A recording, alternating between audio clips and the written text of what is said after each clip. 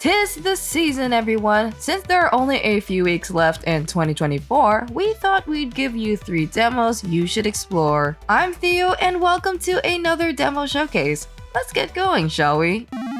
Cairn is a survival climber where you plan and execute routes to reach the peak of the unrelenting dangers of Mount Kami. Climbing in video games is pretty linear, but who knew it could make for a compelling title? The game follows Ava, a rock climber who aims to conquer Mount Kami. However, from what we've seen so far, there's a much deeper reasoning behind her venture, which of course would pique the interest of whoever plays Cairn. While we can't say much about the story yet, I do believe that the greatest strengths of the game are its visuals and gameplay. It has a phenomenal design reminiscent of the Walking Dead cel-shaded comic book aesthetics, albeit with more vibrant and cooler colors that provide a sense of zen with the well-crafted and vast environment. Pair that with its gameplay, you have an amazing title. I'm no rock climber by any stretch of the imagination, but I appreciate the time and care delegated to develop the mechanics to make the gameplay complex and unique from what we have previously seen in games. As I've mentioned, climbing is not linear in Cairn. It instead emphasizes precision, proper positioning, and stamina management similar to real-life rock climbing. You have to make sure that Ava grabs or steps on crevices properly or she will tense up, lose stamina, and fall.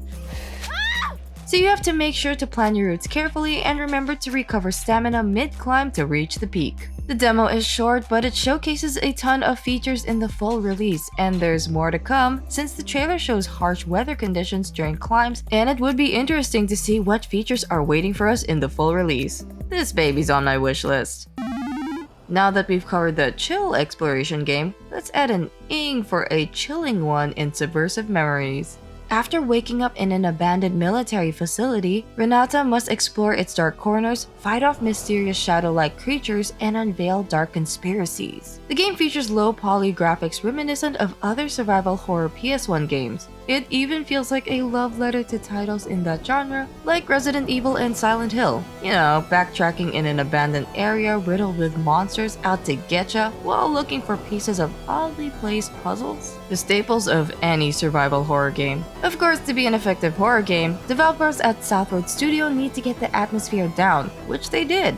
Hallways are pitch black, and despite being low poly, there's an interesting amount of detail in models that showcase gore, albeit still tamer from what we're used to. Still, they created an eerie atmosphere complete with late 70s or early 80s horror tracks like in the movies. While people may not like it, I enjoy horror games without firearms. Subversive Memories technically has a flashlight to ward off the monsters in the shadows, but it's still refreshing to deviate from the norm. Using light against enemies is the only way to dispose of them, and it's limited of course, so conserving the battery is the key to survival. I do wish we were given a melee weapon to at least subdue the enemies, but alas, there's none.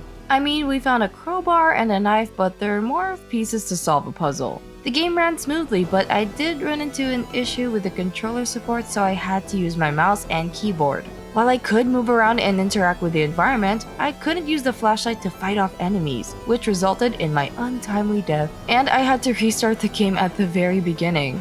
It's still a demo after all, so some tweaking will be made before its full release, but Subversive Memories most definitely has my interest.